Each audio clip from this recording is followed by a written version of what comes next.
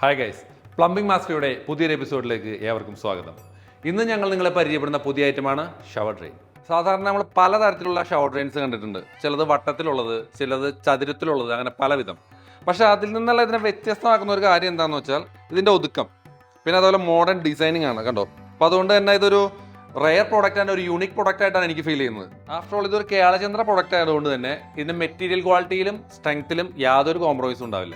Once ബാത്റൂമിൽ നമ്മളിത് fix ചെയ്ത് കഴിഞ്ഞാൽ ഇപ്പോൾ ഇതിന്റെ ഭംഗിയുള്ള ഈ സ്റ്റെയിൻലെസ് സ്റ്റീലിന്റെ ഈ ഭാഗമല്ലേ, ഇത് മാത്രമേ നമ്മൾ പുറത്തേക്ക് കാണുന്നുള്ളൂ, ബാക്കി ഒന്നും കാണുന്നില്ല. നമ്മൾ ബാത്റൂം ക്ലീൻ ചെയ്യുന്ന സമയത്ത് ഈ ഷവർ ഡ്രെയിൻ ക്ലീൻ ചെയ്യാൻ വേണ്ടിയിട്ട് രണ്ട് സൈഡിലും ഓരോ ഗ്യാപ്പ് ഇട്ടിട്ടുണ്ട്. നമുക്ക് സുഖമായിട്ട് ഇത് പൊക്കിയെടുക്കാം. ദിസ് വൺ അത് ക്ലീൻ ചെയ്തതിന് ശേഷം ഇതുപോലെ തന്നെ തിരിച്ചു വെക്കാം. ഈ പ്രോഡക്റ്റിന്റെ മറ്റൊരു ഇൻട്രസ്റ്റിംഗ് പാർട്ടാണ് this one, Bard air guard. സാധാരണ നമുക്ക് ഡ്രെയിനേജ് പിറ്റിൽ നിന്നൊക്കെ സ്മെല്ലൊക്കെ വരാറുണ്ട്. അപ്പോൾ അത് തടയാനായിട്ട് നമുക്ക് സിമ്പിളായിട്ട് ബ്ലോക്ക് ചെയ്യാം. അതുപോലെ ഇഴജന്തുക്കളൊക്കെ വരും, അപ്പോൾ അതും ബ്ലോക്ക് ചെയ്യാനായിട്ട് നമുക്കിത് ഉപയോഗിക്കാം. ഇപ്പോൾ നമ്മളിത് മുകളിലത്തെ ബാത്റൂമുകളിലൊക്കെയാണ് ഫിറ്റ് ചെയ്യുന്നത് വിചാരിക്കുക. ഒബ്വിയസ്ലി ഇതിന് പൊക്കം കുറവാണ്, കണ്ടോ. അപ്പോൾ അത് വരുമ്പോൾ നമുക്ക് അധിക കോൺക്രീറ്റിൻ്റെ ചിലവും ജോലി ഭാരവും നമുക്ക് മാക്സിമം ഒഴിവാക്കാം. ഇനി ഇത് പിടിപ്പിക്കുന്ന കാര്യം, എൻ്റെ പ്രിയപ്പെട്ട പ്ലംബിംഗ് സുഹൃത്തുക്കൾക്ക് ഇത് വളരെ എളുപ്പമാണ്. എങ്കിലും ടൈൽ ജോലിക്കാർക്കുള്ള ഒന്ന് രണ്ട് ടിപ്സ് ഞാൻ പറഞ്ഞുതരാം. ഇതിപ്പോൾ ഫ്ലോറിൽ നമ്മൾ പിടിപ്പിച്ചു, അത് കഴിഞ്ഞ് ടൈൽ ഒട്ടിക്കുകയാണെന്ന് വിചാരിക്കാം.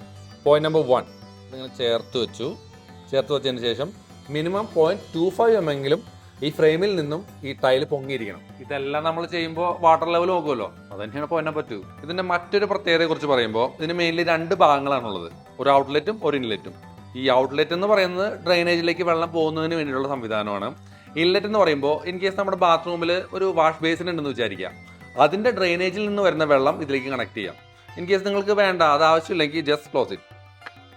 ഇത് നിങ്ങൾ വിചാരിക്കുന്ന പോലെ ചൈന പ്രോഡക്റ്റ് ഒന്നും അല്ല കേട്ടോ. നമ്മുടെ കേളചന്ദ്രയിൽ നിന്നും പൂർണ്ണമായും PVC-യിലും സ്റ്റെയിൻലെസ് സ്റ്റീലിൽ നിന്നും നിർമ്മിക്കുന്ന ഒരു അടിപൊളി പ്രോഡക്റ്റ് ആണ്.